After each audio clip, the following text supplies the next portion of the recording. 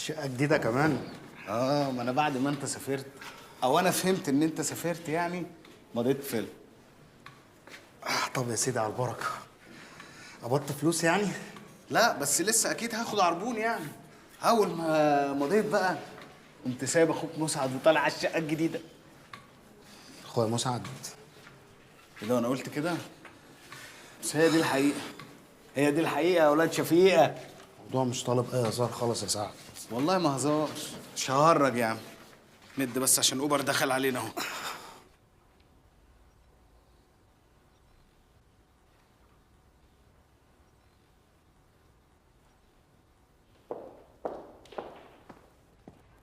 سعد عايز حضرتك بره.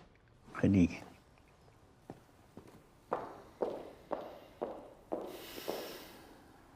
صباح الخير يا نجيب بيه. صباح الخير يا سعد، تعالى يا حبيبي اتفضل، هات طبق ويلا اقعد. ماشي. ازيك يا باشا، عامل ايه؟ الحمد لله كله تمام. الحمد لله. والله احلى فطار الفطار معاك. ميرسي يا حبيبي، اشكرك. انت ما بتاكلش ليه؟ لا انا اكلت، افطر انت. اكلت ايه؟ ما هو بيبان يعني. خلاص انا مش هفطر. لا خلاص ماشي، افطر اتفضل.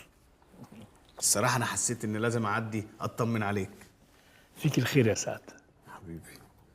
هو صحيح الحكايه اللي حكيتها لنا يعني تبرجل وتلخبط وتضايق، بس ده مش ذنب حد، دي حاجه بتاعت ربنا يعني، هنعمل ايه؟ وبعدين انا ابن شفيقه ابن كريمه، كويس ان انا عرفت. وحضرتك كتر خيرك برضه، حد غيرك كان طنش. تفتكر؟ طبعا. راجل غني ومرتاح، ما يصاحب اللي يصاحبها، ويخلف ما يخلفش يطنش. وعن انت حد كان هيحاسبك لو طنشت؟ ولا الهوا. بس انت عندك ضمير. متشكر يا سعد. وبعدين هم الاغنياء يعملوا اللي هم عايزينه. يعني عندك مثلا حسين رياض في فيلم صراع في المينا، فضل قاعد لحد اخر الفيلم مش عايز يقول ان هو ابو عمر الشريف، لحد ما جت في اخر الفيلم فردوس محمد قالت له الحق ابنك. هم البشوات كده يعملوا اللي هم عايزينه، وانت باشا. انت جميل يا سعد.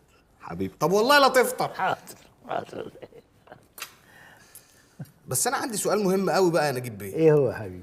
ازاي حسين رياض لما يغلط مع فردوس محمد يخلفه عمر الشريف؟ ما برضه السيمه دي عجيبه جدا يعني. تحس ان في حاجه في الفيلم ما اتقالتش، صح؟ انا ما خدتش بالي من الموضوع ده. مش انا مضيت بطوله فيلم؟ بجد؟ برافو.